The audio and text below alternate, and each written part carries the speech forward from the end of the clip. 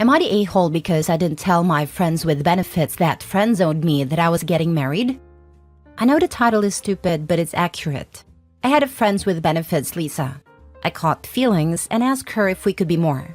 She said that I was a nice guy and she enjoyed sex, but she couldn't really imagine a relationship with me because I was a man for her. She said we should just go back to being friends. So we did. She dated a bunch of other guys and I met a few women I liked. We stayed friends and I never pushed for more. Not even going back to how it was. I started dating my fiancée Laura a few years ago when she became friends with Lisa.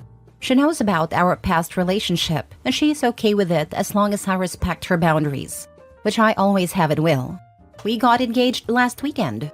No wedding plans yet, but she's the one. Lisa called me yesterday and asked me if I got engaged. I told her yes. She asked me why I would do that, since she was waiting for me to break up with Laura so we could try again, now that I have proven I can be in a relationship. I told her that we couldn't be friends anymore, and immediately told Laura what happened. She told me I shouldn't, not couldn't, hang around with Lisa anymore. I told her that I already said we couldn't be friends. A few of our friends from college have told me I'm a prick for cutting Lisa out, since I knew she always had a thing for me. I said that nobody informed me that I was her backup plan. I wouldn't have been interested if I had known. I am no one's second choice. Lisa did ask me to have a coffee with her to talk. I went after I told Laura what I was up to. Lisa said that I was an a-hole for not telling her that I was serious about Laura and that I was planning on getting engaged. She was waiting for me to tell her so she could tell me that she was ready for me now. What? She said she didn't realize how serious we were, since Laura and I don't live together yet. We both live with our parents to save money for life.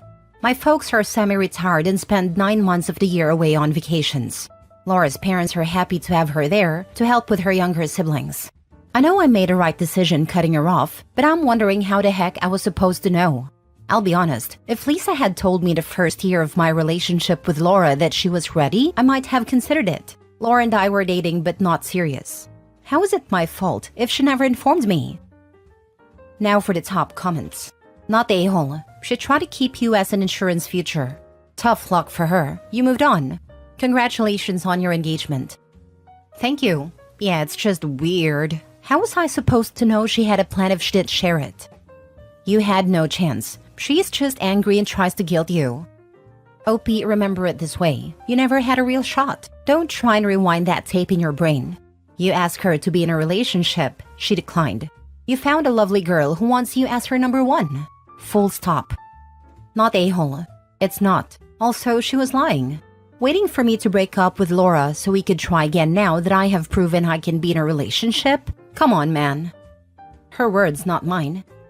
You're suddenly more attractive now that another woman wants you, and you'll be off the market for good. She's angry she overlooked you, and now you're marrying someone else.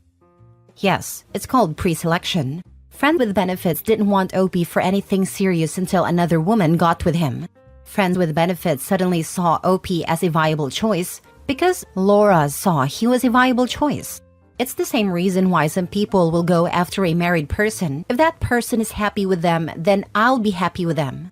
It's messed up, but it's definitely a thing. I would cut the people off telling you you're a prick. She had her chance. She didn't take it. She doesn't get to say you're in some trial, and she's subserving you with your partner to see if you're a good boyfriend. Honestly, she sounds insane. Don't just block her. Change your number. Next story. Am I the a-hole for telling my brother he has himself to blame for his wife's cheating? My older brother, 29 male, has always had it easy and got way too comfortable in his situation. He was always the favorite compared to myself, 25 female, and my sister, 32 female. The handsome kid, popular in high school and with girls, that kind of thing. It seems during college he actually found a long-term girlfriend, and when he finished up school he married her. It's been 6 years since they married, and he hasn't done anything. His wife has always been a driven, successful woman. How he got her to marry him, I will never know.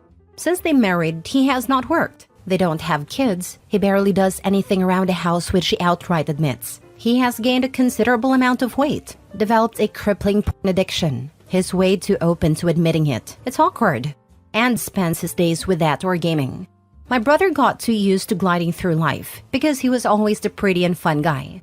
Now that he had his dream girl who provided for the house and brought in a ton of money without him having to lift a finger, he stopped trying to contribute at all. His wife works and does all the chores. They're roommates. I've always liked her and we hang out quite a bit.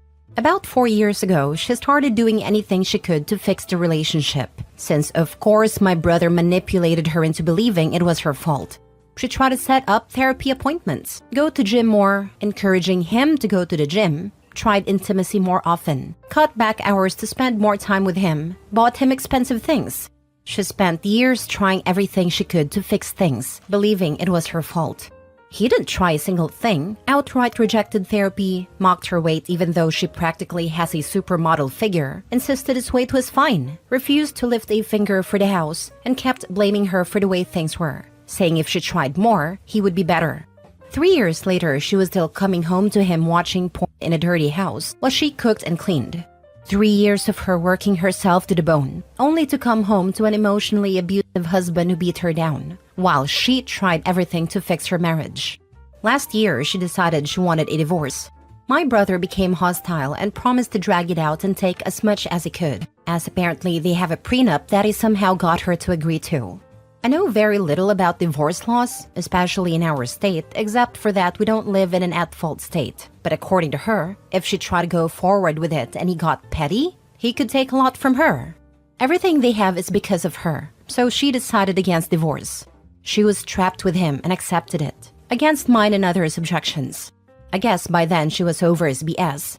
She slowly spent more time away from home and claimed she was working extra hours.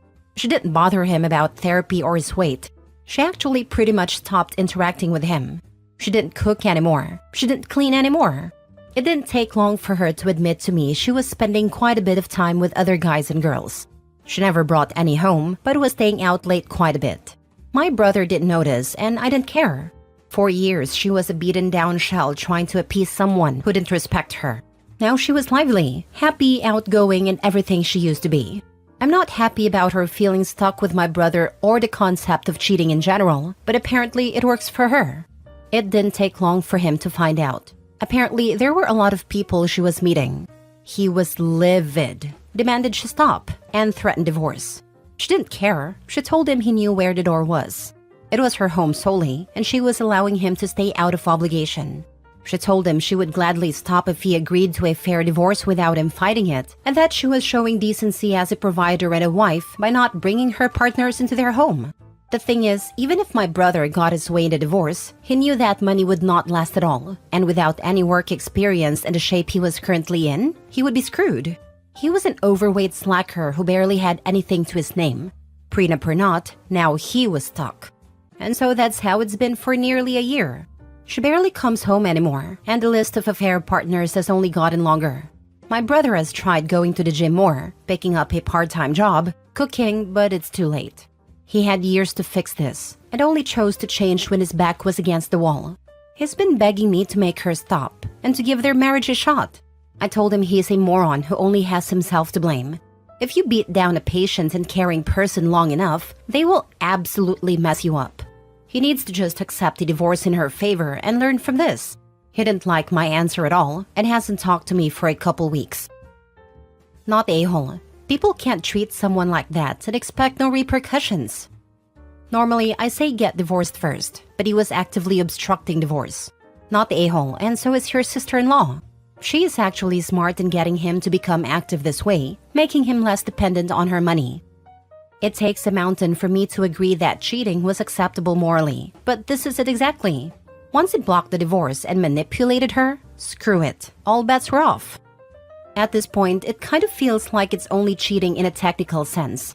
Any pretense of an actual relationship ended when she asked for a divorce and he took the hostile option. Be a real husband. No. Fine, at least be an ex-husband. No. Okay then, cuckold it is. Last story. Am I the a-hole for telling my ex that she chose our kids over our relationship and it's not my problem that she's lonely now they are grown up? My ex and I had our first child when we were 26. We met at a bar celebrating our 21st birthday. We literally are the exact same age. She changed. Being a mom became her only identity. Our second child when we were 28 compounded it. She was a mom, not a wife. And not even herself. Not the woman I met, fell in love with and married. All she wanted to do was kid stuff. Kid movies, kid TV, kid books, everything. If I wanted to drop the kids off and take her to the farmer's market, she would say no, that the kids loved the farmer's market. We had to take them. They were 3 and 1. They did not love the farmer's market. If anything, the older one loved the mini donuts. And she couldn't stand to hear them cry, so she let them sleep with us constantly. When I put my foot down, she would start crying about how mean I was. When the kids finally outgrew that, she would let them come in our room without knocking. So sex was interesting. Having a cold little hand grab my calf made for at least one very hard thrust. I put a lock on the bedroom door. She took it off. We went for counseling. She went for counseling. Nothing ever changed. She said it would be different when the kids were older. It never changed. I left when the kids were 9 and 11. I had planned and paid for a trip for our 15th anniversary. We were going to Thailand like we always planned when we were younger. She changed the plans. She canceled with her parents watching the kids. We went as a family to Disney World. We had been the year before, and the kids loved it so much. I lasted another 6 months. Then I left. I pay child support. I pay spousal support. I'm there for the kids all the time. I enjoy my custody time.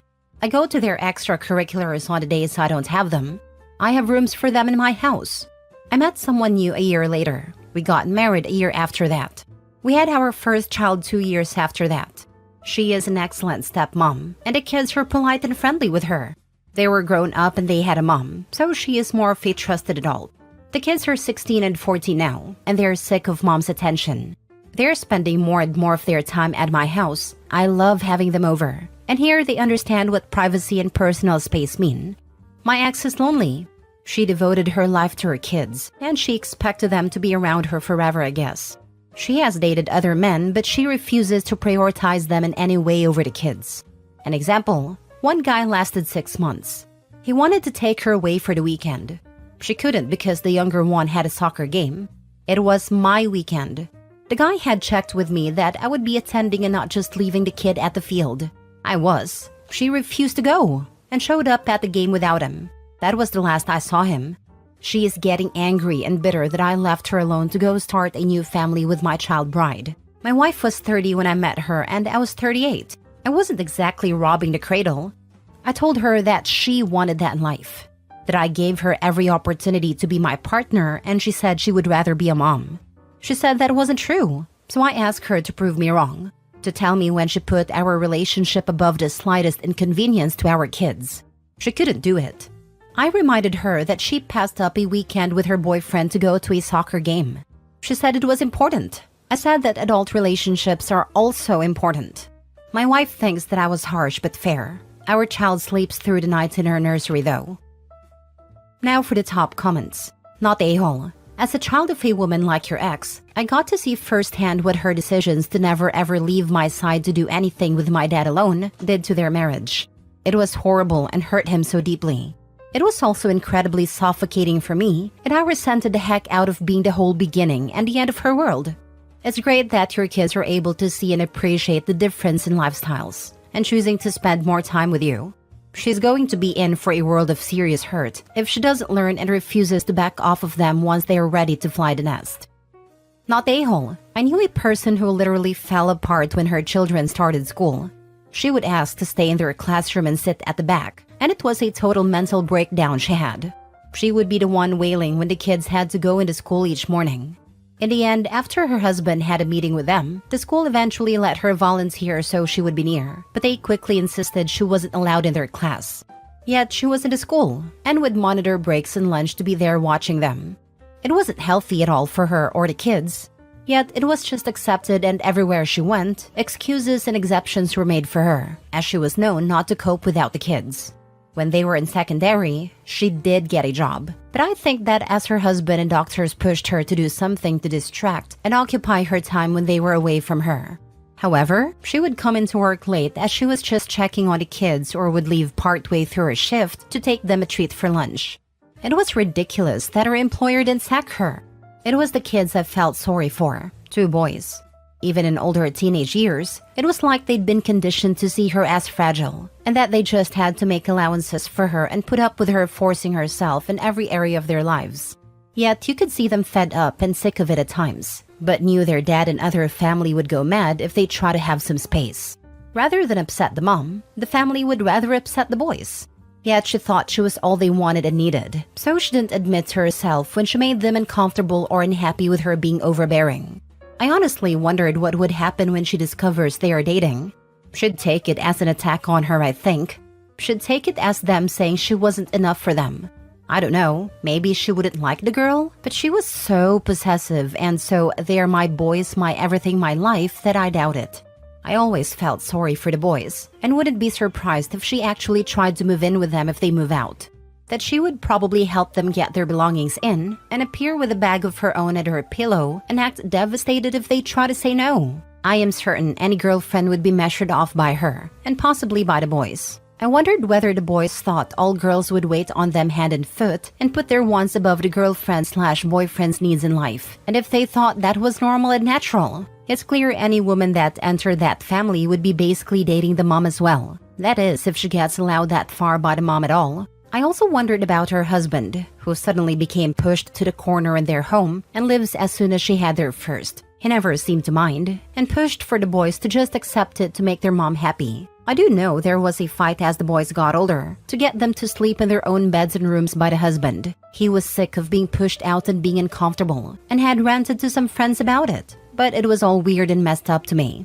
I'm just glad in OP's case, the kids had a place to escape to, a haven from her constantly overbearing, a place they can get to discover who they are without her. I am so glad their dad didn't push them into feeling they were wronging her for wanting space. Yes, she is lonely, but if she doesn't ease up on them, she will force them away from her completely. Only she is to blame for the choices she's made, and for the consequences from them.